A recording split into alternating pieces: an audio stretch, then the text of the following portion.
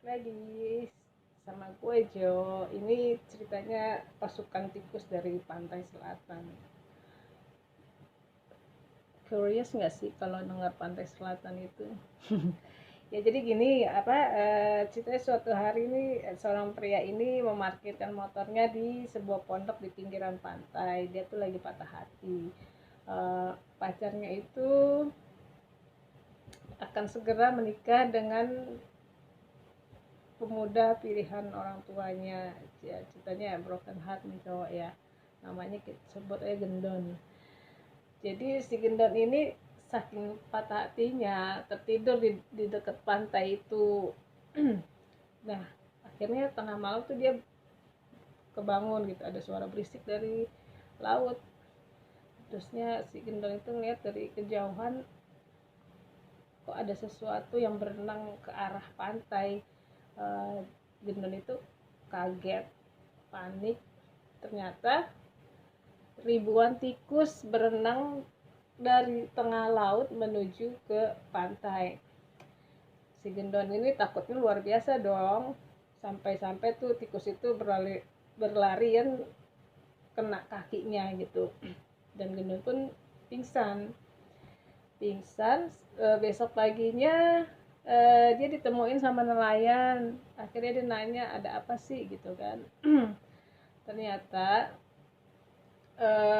si nelayan itu juga bilang bahwa kebun milik tetangganya diserang ribuan hama tikus tuh pada saat itu juga. Berarti yang si Gendon lihat itu benar, bukan halusinasi dia ya. uh, tapi bukan cuma satu aja yang diserang sama tikus itu tuh kebunnya. Beberapa penduduk yang punya kebun tuh juga habis semuanya, nggak tersisa. Menurut beberapa sumber sih, tikus-tikus itu tinggal di suatu pulau kecil di tengah laut. Terus ada kekuatan gaib lah yang bisa membawa tikus-tikus itu sampai ke daratan dengan jumlah besar, sampai ribuan lah ya.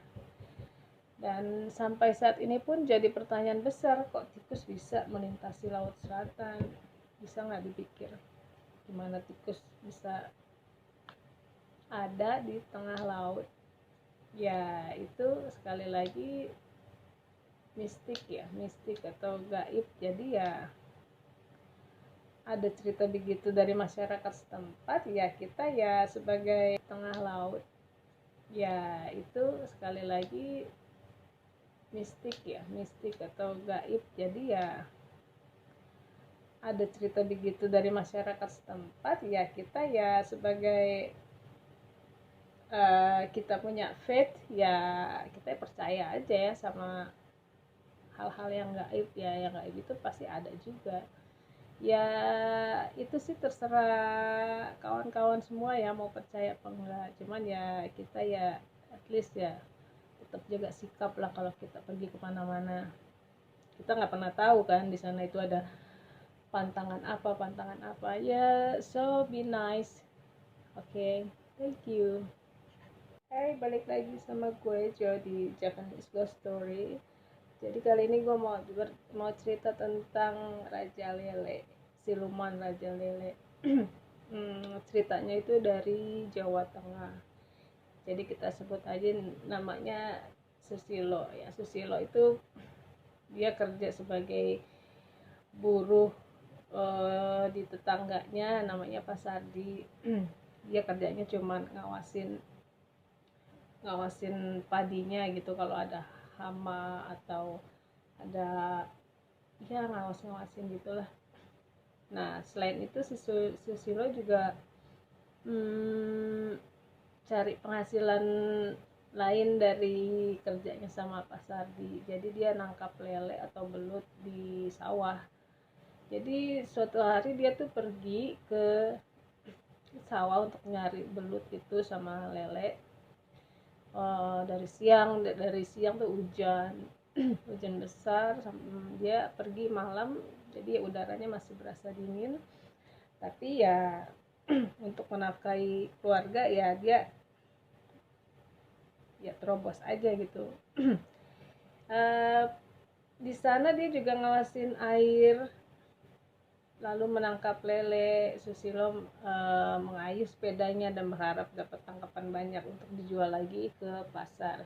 Sebagian jadi dijual dan sebagian lagi dimakan untuk keluarganya. Nah, setelah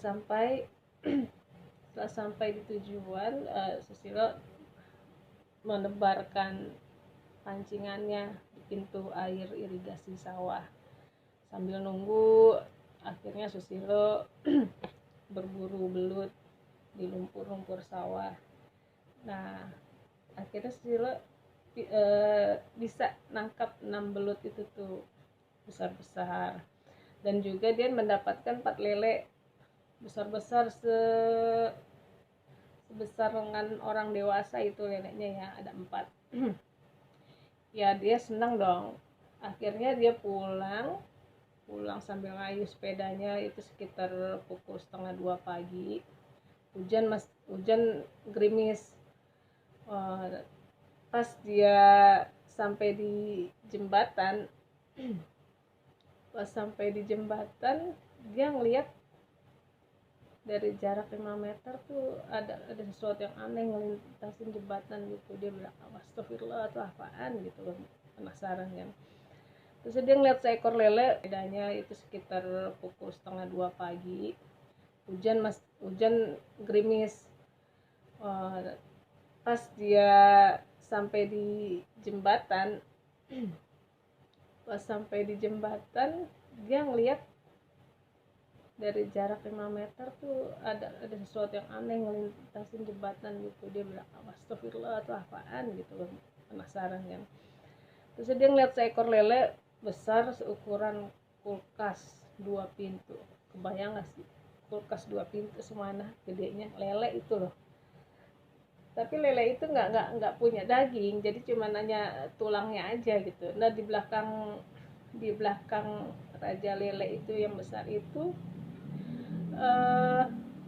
ada ratusan lele, mungkin pasukannya kali, nggak ngerti juga.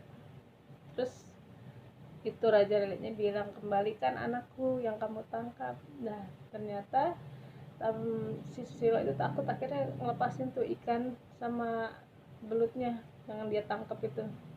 Akhirnya setelah dilepasin tuh rombongan lele itu hilang. Tapi besoknya si Susilo itu demam, udah berobat ke rumah sakit, masih belum sembuh juga, malah akhirnya jadi parah. Akhirnya keluarganya ini manggil orang pinter, sesepuh desa situ. Dan ternyata katanya yang Susilo temuin itu dia Truno itu raja siluman lele. Jadi ikan itu yang bergerombolan itu ceritanya lagi sedang diadakan hajatan besar bangsa siluman.